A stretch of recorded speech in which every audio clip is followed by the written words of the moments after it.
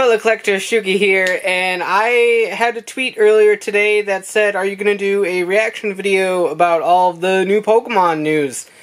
And I was kind of wondering if I was actually going to or not, but here we are, I'm going to do it anyway. Here with Munchloaf, as I like to call him. I don't know if she's going to watch this, but huge shout out to Nicole, Destiny Amber, editor-in-chief of the Tokusatsu Network, for sending this to me for my birthday back in March. I love it. He's my best friend.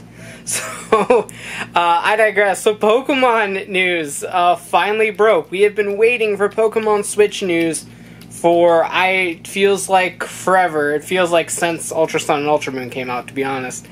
But it finally happened on May 30th, May 29th in the US, May 30th in Japan. Time zones and all that fun stuff. But what was it? Yeah, it was the 29th. I got it right. Sorry, I just hit my cat in the face. But I'm so excited. Alright, so back in April 1st, April Fool's Day, funnily enough, a poster on, I think it was 4chan, posted a big long list of real leaks for the Pokemon Switch games. They're like, oh, it's a remake of Yellow, it's Let's Go Pikachu, Let's Go Eevee.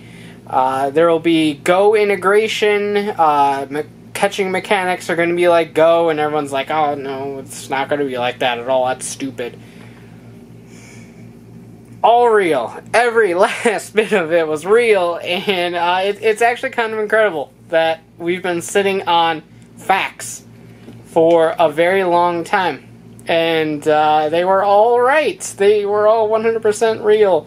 The same thing actually happened in the Toku community with Kamen Rider Build's final form. It leaked back in like March or something like that. And everyone's like, oh, that can't be the final form. It's too early to see that. And then it turns out it was.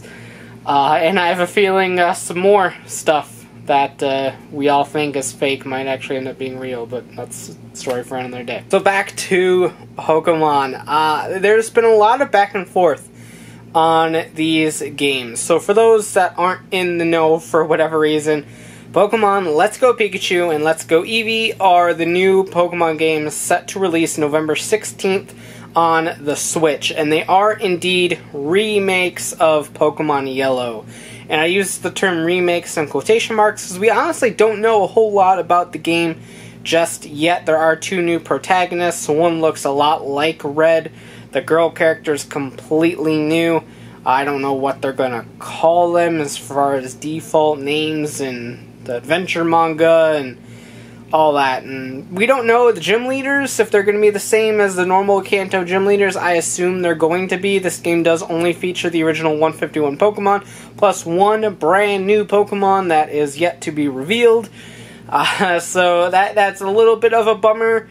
I was kind of hoping that in a revisit to Kanto that we would be kind of subjected to the Kanto decks, so to speak, but with additions added. So by that I mean the original Kanto Pokemon, but any Pokemon associated with those Kanto Pokemon would be added to the decks. I'm talking Electivire, Elekid, Magby, Magmortar, Mime Jr., Munchlax, all that, all those kind of Pokemon that all the evolutions for that matter. So I think it'd been a really cool approach, kind of as a way to present the game as Kanto, capture all of the casual audience, the people that are playing Pokemon Go. Obviously, that'll be a discussion we'll get to in a minute. And I feel like that'd be a good way to kind of expose people to some more Pokemon that aren't quite in Pokemon Go yet, even though, other than Sylveon, pretty much all of them will be out probably by the time this game comes out, or right around the corner at the very least, because the new region for Go usually rolls around December. So they'd be Gen 4 for Pokemon Go should be right around the corner when this comes out. But I digress. I thought that'd been really cool, but I understand their approach as well. Just keeping it casual. Speaking of keeping it casual, that's pretty much kind of the approach of these games. It is very casual.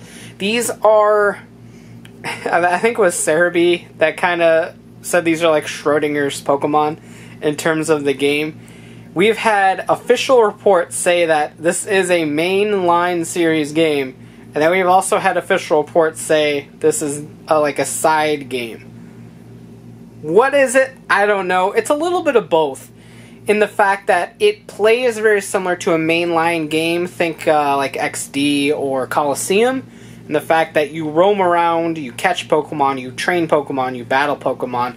You, as far as we know, fight gyms, battle the Elite Four.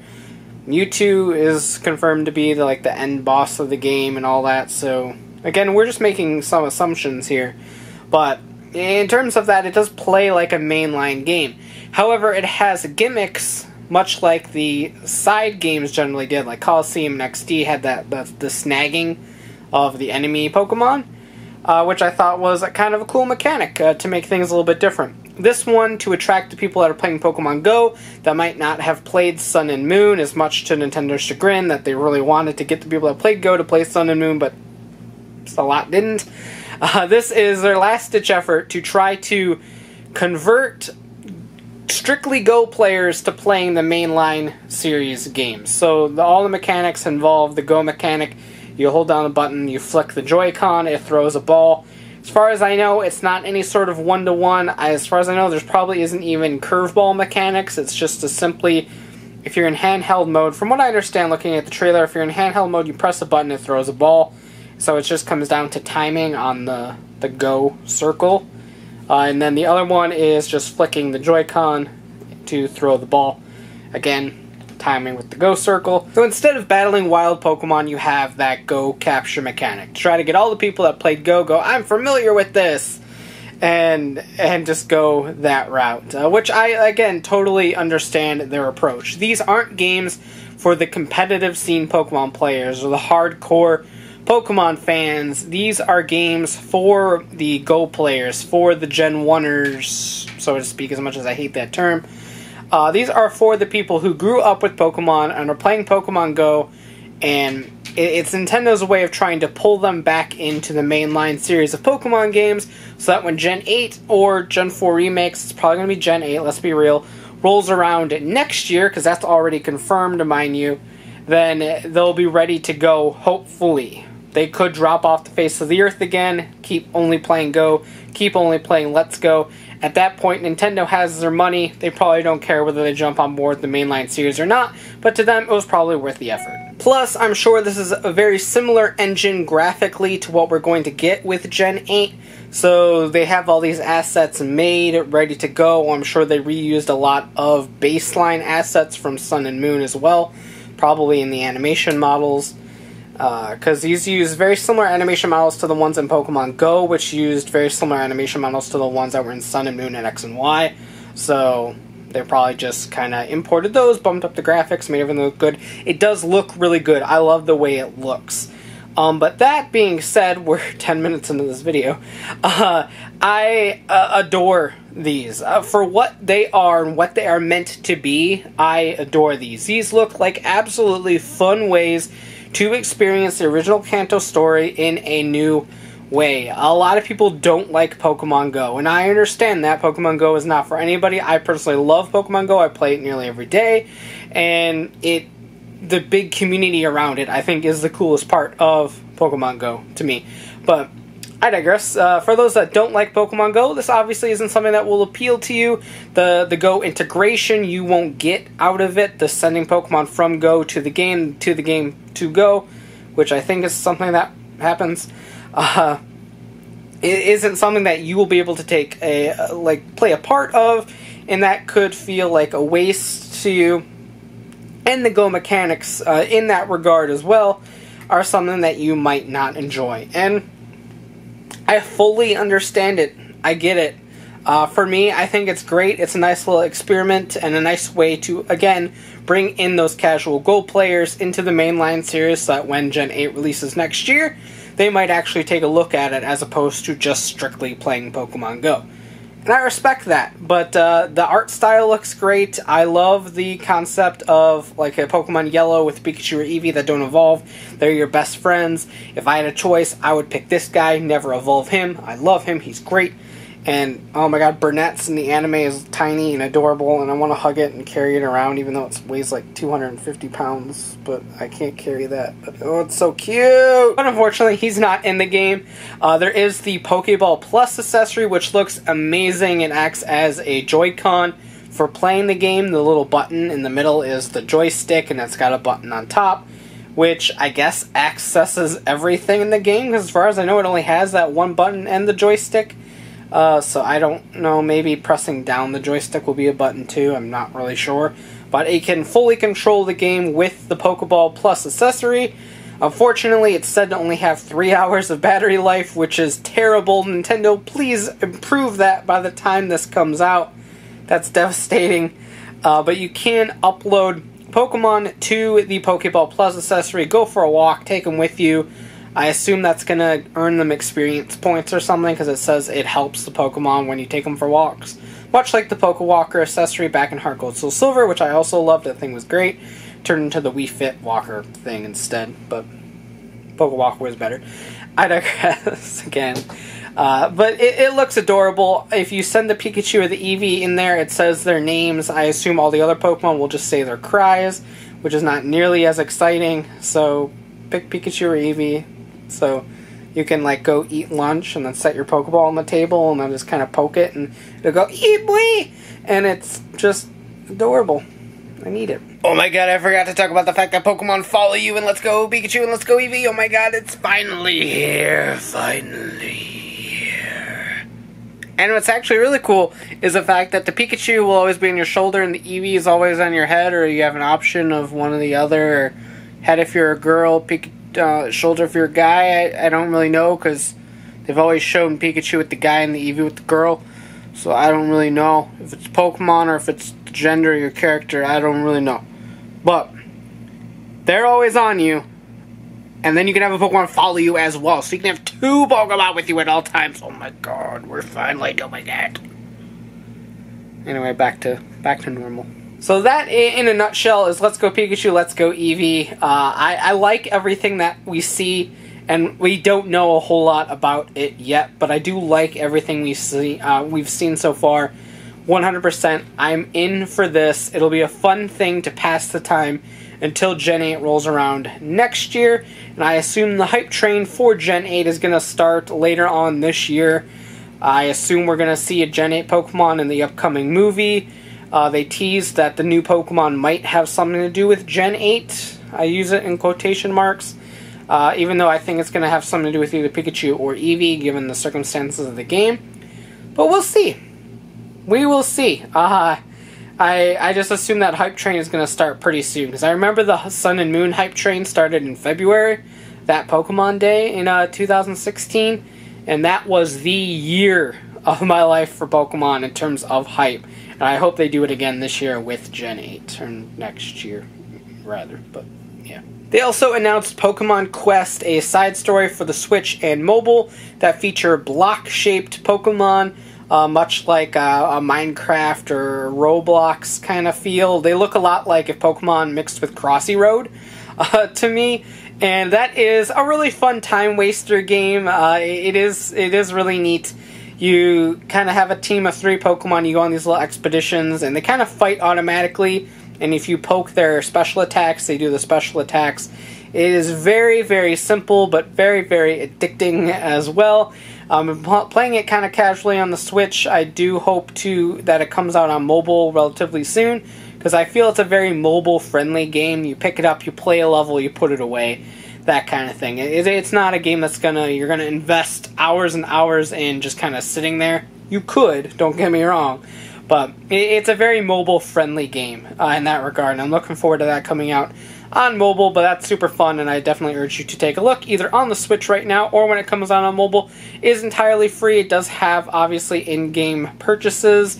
You can buy the little tickets to buy things, you can buy energy, and all that, and then you can buy more accessories and all that jazz. So there's, of course, in-app purchases, but who needs those? And then finally, like I said, Gen 8 is on the horizon, but today, in another little twist of news, the 1997 Space World Pokemon Gold and Pokemon Silver demo leaked online somehow. I don't know who had this still to leak it, but it leaked online. The ROM file leaked online, and inside that ROM file was data on all of these Pokemon and all these designs that we've never seen before.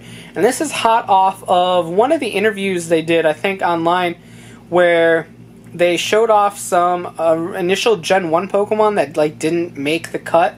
There was like a gecko lizard kind of guy. Was he a crocodile? Croco, I think his name was, or something like that. He was really cute. Like a hammerhead, not a hammerhead shark, a saw shark kind of design. And all that. And like that was really cool. It was great seeing Pokemon designs that didn't make the cut. It was really neat. And then turn around and this ROM gets data mined, and there's Pokemon galore in here that we never saw. And it's fascinating as a Pokemon fan too. After all of these years, this was 11 years ago that this demo came out, that these undesigned, unreleased Pokemon or altered designs of Pokemon are 11 years old at this point, and we're just now seeing them as Pokemon fans. And that's incredible. It's amazing. I will link in the description to a Twitter thread or two featuring a lot of these images. There's a little fat tiger, like electric tiger Pokemon, that kills me we never got. Mostly because I always rant about how there isn't an actual tiger Pokemon. The closest we have is Raikou, and he's a saber-tooth tiger from prehistoric times. And like it kills me that we don't have an actual tiger Pokemon. This was like a fat little tiger, and it's adorable and evolves into an even fatter tiger. It's like a Tiger Totoro kind of thing. And I want it so bad. There was a far-fetched evolution we never got, and Leafeon. This was actually Hoops and Hip Hop talked about this not too long ago in a theory video of his, and I'm sure it's a theory that a lot of Pokemon fans have had, that like a concept for Leafeon can predate back into Gen 1, because we've had a Leaf Stone that long. And sure enough, in the Gen 2 files is a prototype of Leafeon, and just seeing these things is incredible. There's different designs for Pichu, Cleffa, Mime Jr., which we never got until Gen 4. A couple Pokemon we never got till Gen 4, like Tangrowth. Altered designs of Blissey, and like I said, a far-fetched evolution. There was a ton more baby Pokemon for Pokemon that we never got babies for, like Vulpix, Growlithe, Grimer, Goldeen, of all things. And it's just incredible to see the direction that Pokemon could have gone in if some of these Pokemon actually were released. And it's just, like I said, it's a fascinating thing to see that it's 2018 and we're just discovering these Pokemon that were implemented into a beta demo 11 years ago. I think that it's just crazy to think about, and it's really fascinating to see how these Pokemon designs have shifted over the years as well, and just how early some of these Pokemon we didn't get into like Gen 4 were actually thought of, created, and designed for the most part. So I just think it's incredible. It's very fascinating to me. I hope it's fascinating to you guys as well. So again, I will link to those threads in the description down below so you can check those out. Huge thanks to all the people that have been documenting this on Twitter and all that. It's been a really fun day to look at everything. And the full ROM is online for those that do want to check it out. I will try to link that down below as well. But given the fact actually scratch that. I don't. There's legality there, and I don't want to get flagged or taken down or any of that stuff. So, search it. You'll find it, I'm sure. But, yeah, so I definitely want to check that out as well. There's actually a team trying to translate the ROM hack, the ROM right now, which will technically be a ROM hack. But, again, tomatoes, whatever. But I urge you to check that out if that actually comes to fruition as well.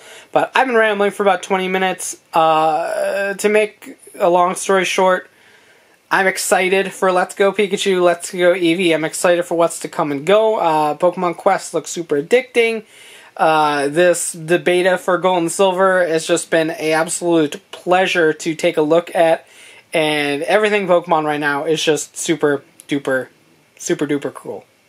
The only thing that is on my mind right now is what's going to happen to the anime and the TCG. given the fact that we are going back to Kanto for Let's Go Pikachu, Let's Go Eevee, we all know that the anime and the TCG usually follow in line with whatever's happening in the video games, but given the fact that it's Kanto again, the anime's already been to Kanto twice now, one for Battle Frontier and one for the original series. Who knows what's actually going to happen? Maybe they'll pull Ash to Kanto again for some sort of adventure. We will see about that. And the TCG, I think the TCG this year might actually just end up doing its own thing come 2019. They've been doing region-themed sets, and we still need a Johto. No, we're getting a Johto set right now. I think we still need a Kanto set itself, and then we need a Unova set, I believe. So we still might get those on the horizon. Who knows? All I know is the TCG will probably just end up doing its own thing. But I want to leave you guys with this question. Out of everything that's been happening recently, what is your favorite bit of Pokemon news? Are you excited for Pokemon Let's Go Pikachu and Pokemon Let's Go Eevee? Which version are you getting? Let me know in the comments down below. And that about does it for this news update vlog thing. I don't know what to call it. I'll get a name for it sometime soon. But as for now, thanks for watching. Take care, and have a great one. Bye. I'd like to thank Joey, Mr. Mike, Josh, VZ17, and all my fans who support me on Patreon.